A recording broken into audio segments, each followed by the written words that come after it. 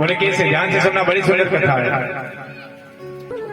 राजा सत्यव्रत जो इस कल्प के व्यवस्थित माने हुए केवल जल पी करके भगवान नारायण का निमित्त तप कर रहे थे। एक दिन राजा सत्यव्रत कृतमाला नदी पर गए।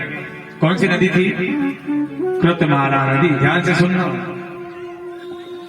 और कृतमाला नदी में जाकर के राजा स्नान कर रहे थे। स्नान किया, राजा ने अपने हाथ में अंजलि ली और अंजलि लेकर के सूर्य भगवान को जल चढ़ा रहे थे।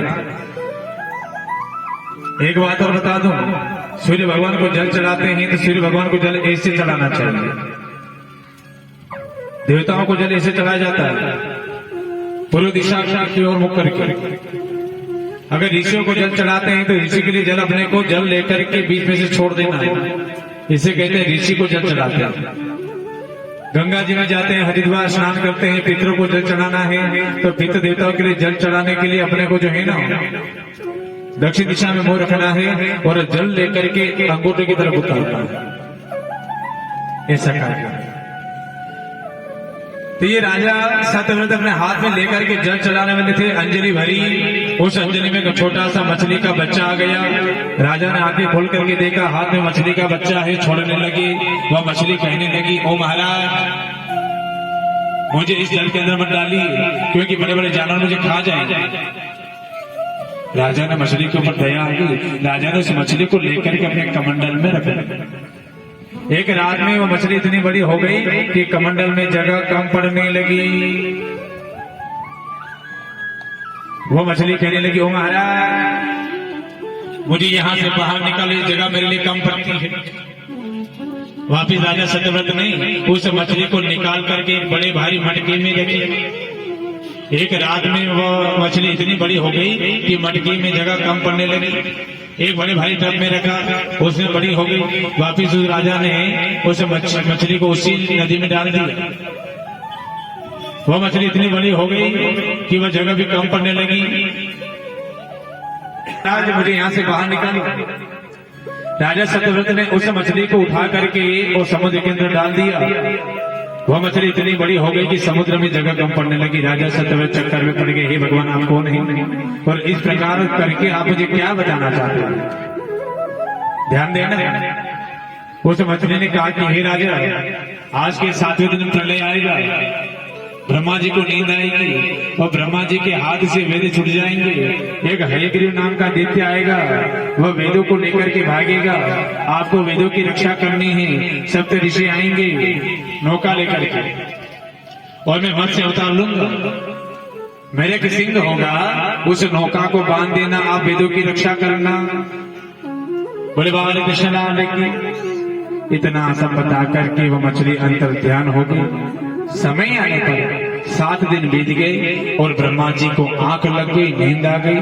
तो ब्रह्मा जी को नींद आ गई तो ब्रह्मा जी के हाथ से वेद गिर गए। एक हयग्रीव नाम का दैत्य था, वेदों को लेकर के भाग रहा था। ये राजा सत्यव्रत आए, हयग्रीव नाम के दैत्य को मारा, वेदों की रक्षा करी। भगवान ने मत्स्य अवतार लिया और मत्स्य अवतार लेकर के भगवान ने लीला करी। बोले मत्स्य अवतार भगवान की जय। इसी मत्स्य अवतार से भगवान मीन मनीष भगवान की उत्पत्ति हुई और इसी के द्वारा साधु संत महात्मा कहते हैं कि इसी मत्स्य अवतार से अपने मीना समाज की उत्पत्ति हुई। बोले बाबा कृष्ण लाल की।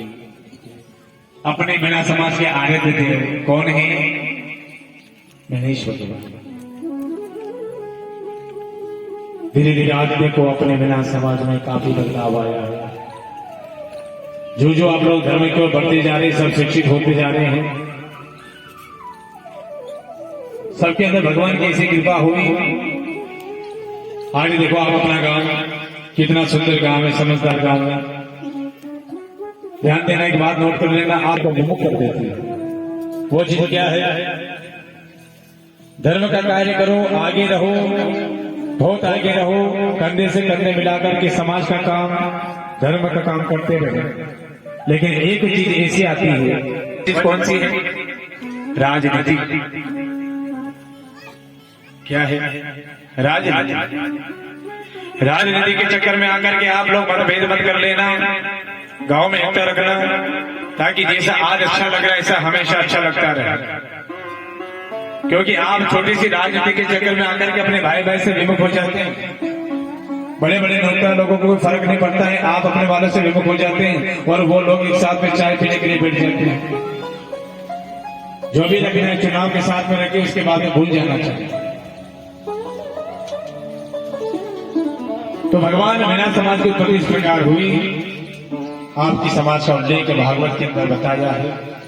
बड़े धार्मिक लोग हैं, धर्म के अनुसार चलने वाले हैं, सीधे हैं, लेकिन भगवान के पास से जो धर्म का साथ देगा धर्म उनका साथ देता है। बोले भगवान कहते हैं इसी प्रकार जो धर्म की रक्षा करता है धर्म उसकी रक्षा करता है। बोले कृष्ण कन्हैया लाल की जय, सावलिया सेठ की जय। सब जयकार करते जा रहे हैं। गोविंद मेरो है श्री गोपाल मेरो है, गोविंद मेरो गोविंद मेरो है, गोपाल मेरो है, गोविंद मेरो है, गोपाल मेरो है। श्री माँ के बिहारी नंदलाल मेरो है, श्री माँ के बिहारी, श्री माँ के बिहारी नंदलाल मेरो है, श्री माँ के बिहारी नंदलाल मेरो है।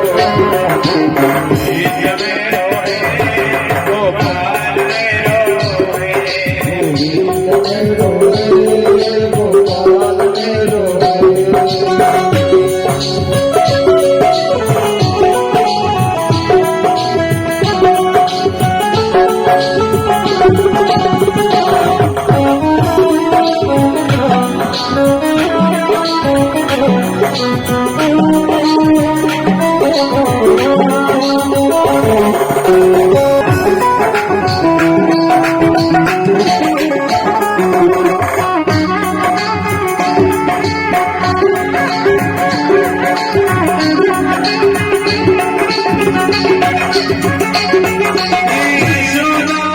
मेरो है, गोपाल मेरो है, गोविंद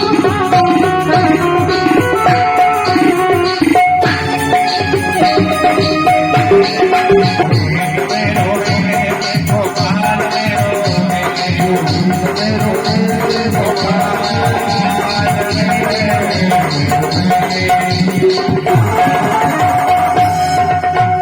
बोले गोपाल कृष्ण भगवान की जय। भक्त लोग कहते हैं गोविंद मेरो है, श्री गोपाल मेरो है, श्री माँ की बिहारी नंदलाल मेरो है।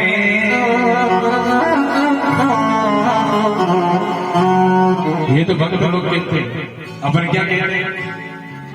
कूड़ो मेरो है, गरीबार मेरो है। कूड़े के घर जानो न करते, कूड़े जानो न डांडा न अभी मैंने यो अपनाए बाबू, लेकिन कभी कभी गोविंद को भी अपना लिया। ऐसी भगवान ने लीला कर। आइए अष्टम स्कंद को यहाँ विराम देते हैं, नवम स्कंद में प्रवेश करते हैं। इस नवम स्कंद में भगवान श्री राम ने जन्म लिया।